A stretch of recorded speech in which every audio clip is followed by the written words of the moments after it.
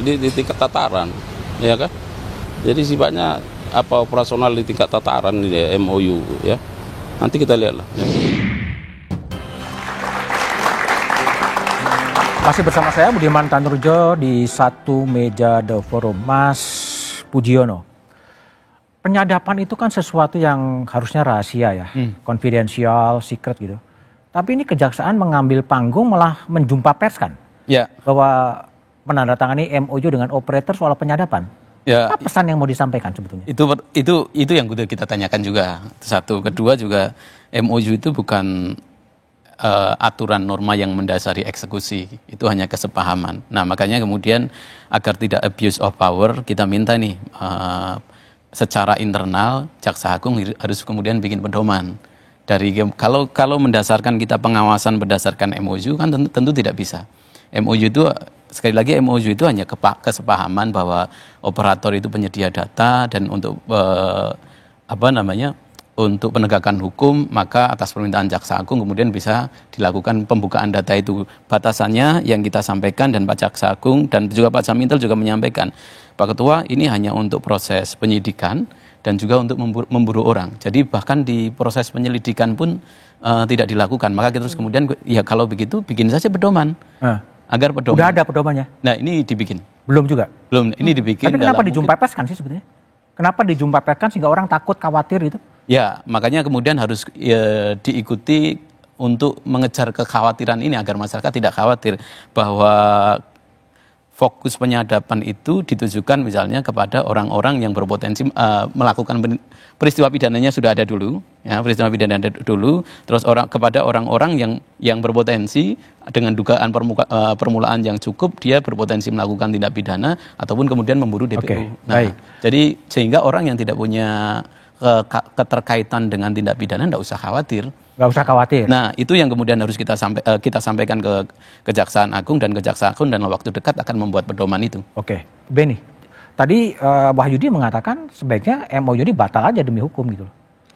Ya, ya itu tadi yang saya sampaikan. Kejaksaan itu jadi begini. Mengapa diumumkan ya? Mengapa diumumkan? Kenapa diumumkan?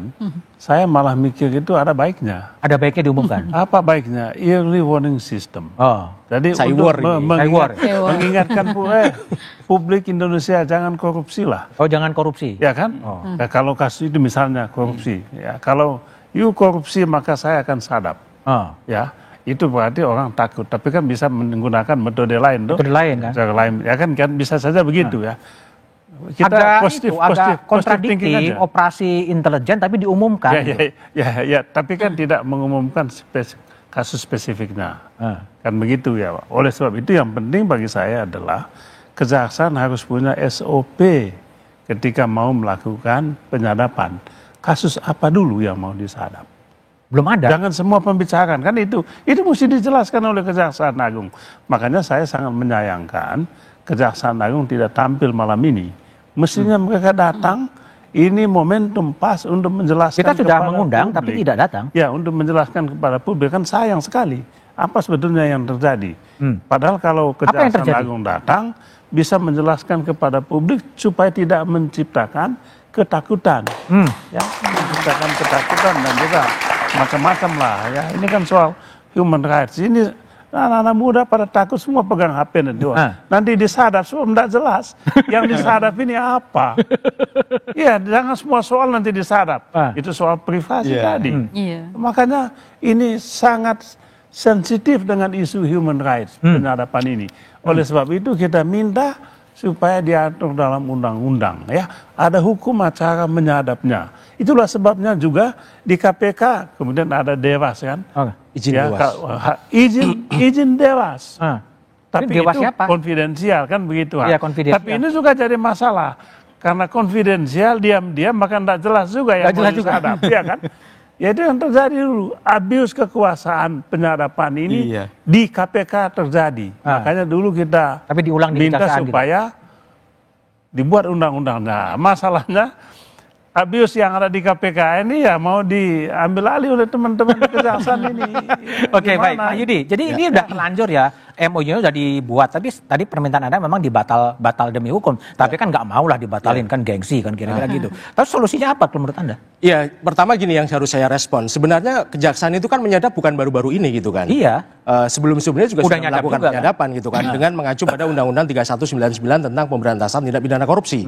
Dan kalau kita ingat, Kejaksaan Agung itu pernah melakukan pembaruan dan pengadaan alat sadap itu sekitar tahun 2008-2009 ketika Jaksa Agungnya adalah Hendarman Supanji. Saya masih ingat saya mendapatkan dokumen-dokumen dari rapat kerja yang berlangsung di DPR bagaimana Kejaksaan Agung mengajukan ya permohonan untuk melakukan pembelian alat sadap baru pada saat itu gitu kan. Itu kan berarti memperlihatkan bahwa ya praktek penyadapan itu sudah dilakukan tetapi kemudian terbatas hanya untuk tindak pidana korupsi. Nah, kemudian dengan hadirnya Undang-Undang 11 tahun 2021 ini ada perluasan bahwa itu ingin dimaknai tidak semata-mata untuk kasus tindak pidana korupsi tapi juga tindak pidana yang lain. Ini yang kemudian menciptakan kekhawatiran karena tadi kita tidak ada batasan kejahatan apa sih yang boleh dilakukan. Kalau Wahyudi lihat ya, kenapa kemudian ini diumumkan kepada publik? Betul kata Benny, early warning system jangan korup, udah gua sadap loh, kira-kira gitu gimana? Nah, ini kan yang bahaya justru karena kan salah satu dampak negatif dari tindakan surveillance yang sewenang-wenang, yang arbitrary adalah chilling effect. Efek ketakutan yang sangat dalam dari publik untuk kemudian bisa berkomunikasi, bisa berekspresi dengan orang lain. Karena dia, wah nanti saya telepon dia disadap gitu kan, dan seterusnya dan seterusnya. Itulah tadi kenapa saya katakan seharusnya dia batal demi hukum. Karena apa? Tadi pasal 40 Undang-Undang Telekomunikasi itu jelas melarang semua jenis penyadapan. Dan kemudian kalau kita baca ya KUH Perdata kita, syarat sah dilakukannya suatu perjanjian itu kan kausa yang halal ya, pasal 1320. Nah, kausa yang halal itu kan berarti tidak boleh bertentangan dengan undang-undang. Nah, ketika dia dikatakan bertentangan undang-undang, maka seharusnya dia batal demi hukum. Batal nah, ini demi hukum yang batalin siapa? Iya, batal demi hukum kemudian artinya MOU ini tidak berlaku. Karena sebenarnya ya bagi operator sendiri ini juga tidak menguntungkan. Tidak menguntungkan. Karena apa? Karena tentunya consumer trust terhadap operator kan juga akan berkurang. Jadi sebenarnya ini menjebak bagi industri ketika kemudian ada semacam kesepakatan bahwa operator akan memberikan akses kepada Kejaksaan Agung untuk memberikan data-data informasi yang berkaitan dengan kejahatan. Operator sebenarnya maunya juga clear bahwa harus ada izin pengadilan, sifatnya case by case, artinya tidak kemudian gelondongan. Informasi yang diperoleh itu hanya yang berkaitan dengan tindak pidana. Nah, di sini itu yang kemudian menjadi problem kan karena tidak ada pengawasan yang bertingkat sehingga kemudian semua informasi itu dikumpulkan. Misalnya datang ke operator maka satu log data akan diambil semuanya. Padahal tidak semua data itu berkaitan dengan tindak pidananya. Itulah kenapa kemudian kalau kita lihat beberapa perkara ya, kita punya beberapa kasus ya yang memperlihatkan bagaimana kemudian orang karakternya itu dibunuh karena dia menjadi tersangka korupsi, padahal sebenarnya apa yang ditampilkan itu tidak ada kaitannya dengan korupsi. Kita dulu masih ingat kasus Al-Amir Nur Nasution, kasus baju putih. Kasus baju putih itu kan nggak ada kaitannya dengan korupsi. Tapi untuk apa kemudian itu ditampilkan di pengadilan gitu kan? Itulah kenapa seharusnya praktek-praktek di banyak negara yang sudah baik itu ada semacam pengawasan dari atasan penyidik untuk menentukan data ini, informasi ini ada kaitannya. Oke, ambil. Ini tidak ada kaitannya, hapus gitu kan, musnahkan. Dan siapa yang boleh mengakses data-data itu juga sangat-sangat terbatas. Ini yang kenapa perlu diatur dalam undang-undang. Anies, jadi kalau dari Komnas HAM, kira-kira setelah posisi begini apa yang mau dikerjakan oleh Komnas untuk orang ya tidak takut lah. Ini kan nggak jelas siapa yang mau disadap kan, seperti rumah kaca gitu, semuanya diawasin gitu, semua percakapan diawasi. Gimana? Ya, sebenarnya pasca MOU itu tentu masyarakat kita semua patut khawatir gitu, karena sekali lagi batasan standarnya kan juga belum jelas ya. Meskipun beberapa regulasi sektoral mengatakan bahwa hanya untuk penyidikan kasus gitu ya, tetapi siapa yang bisa menjamin ya, karena kan juga tidak ada transparansinya bahwa siapa yang disadap gitu kan, belum tentu, karena kan juga karena ini penyadapan itu kan konfidensial ya, rahasia gitu. Jadi masyarakat juga tidak tahu bahwa juga sedang disadap gitu. Jadi pertama hak atas informasi sendiri masyarakat itu juga tidak terpenuhi gitu. Yang kedua hak atas rasa aman ya, karena saya kira di era digital ini gitu ya, di ruang digital masyarakat makin kehilangan hak atas rasa aman, terutama dalam hal penyampaian pendapat dan ekspresi gitu. Dengan adanya MOU ini saya kira kekhawatiran itu makin meningkat. Survei Komnas HAM tahun 2020 ya, 5 tahun yang lalu itu memperlihatkan 32% masyarakat itu khawatir ketika menyampaikan pendapat karena ada intimidasi, ada doxing, ada serangan balik gitu ya. Terutama itu terjadi di ruang digital gitu. Dan saya kira pasca MOU ini bukan tidak mungkin kekhawatiran itu makin meningkat karena kita tidak tahu persis siapa saja yang disadap gitu. Meskipun ada batasannya tapi kan tidak ada akuntabilitas dan transparansinya. Benar nggak kita nggak disadap gitu.